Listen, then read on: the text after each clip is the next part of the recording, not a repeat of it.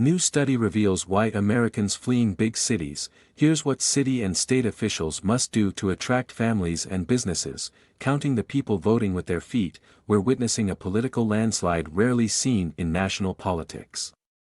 Between 2020 and 2022, San Francisco lost 7.5% of its population. New York City lost over 5.3%. In stark contrast, Fort Worth, Texas, population grew nearly 4.2%. Charlotte, North Carolina's population grew nearly 2.7%. Apologists for the declining cities will cite COVID-19 as a causal explanation and even optimistically claim that the declines have moderated. Such blind optimism overlooks the obvious: people are leaving big cities like San Francisco, New York and Boston because of bad public policy choices in those cities.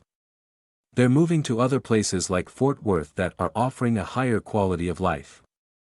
People choose where they live for many reasons. Some of these reasons are personal, preferring a small town to a big city or someplace that is sunny compared to someplace where winters are cold and snowy. Many other location decisions are policy-driven. Are the roads well maintained? Is the cost of living affordable? Are the streets safe and free of rampant homelessness? Are there abundant economic opportunities, based on the results of a new Pacific Research Institute Free Cities Index ranking the nation's 50 largest cities?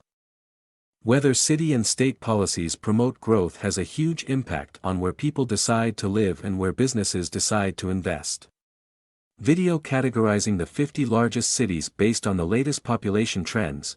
There are 17 cities whose populations have declined by more than 1% between 2020 and 2022, which we call declining cities, 19 cities whose population change was between a 1% decline and a 1% increase, stagnant cities, and 14 cities whose population grew by more than 1%, growth cities.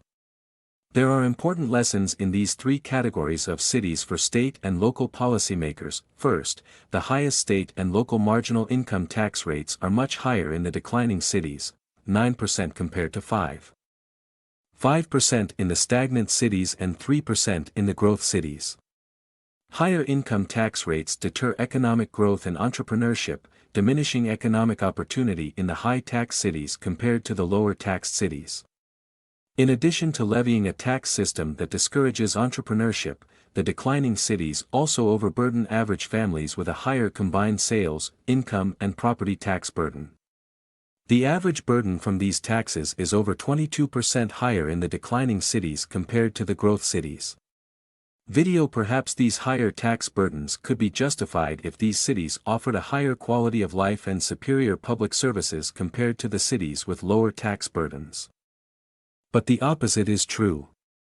Whether it is providing an affordable place to live or cleaning up homelessness, the declining cities perform much worse than the growth cities, when you consider taxes, regulations, affordability, quality of life measures or the business environment. The declining cities have, on average, the worst policy environments in the Free Cities Index rankings, while the growth cities have policy environments that encourage growth.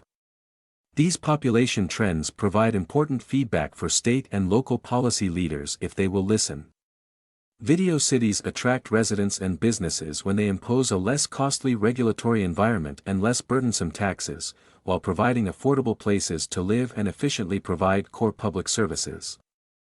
And the reverse is true. Cities encourage residents and businesses to leave when they implement anti-growth policies that reduce economic opportunities, decrease affordability, and worsen the city's quality of life. Vibrant cities drive economic prosperity and technological innovations. They also foster cutting-edge scientific breakthroughs and invigorate artistic expression. Healthy population trends help cities serve these vital roles.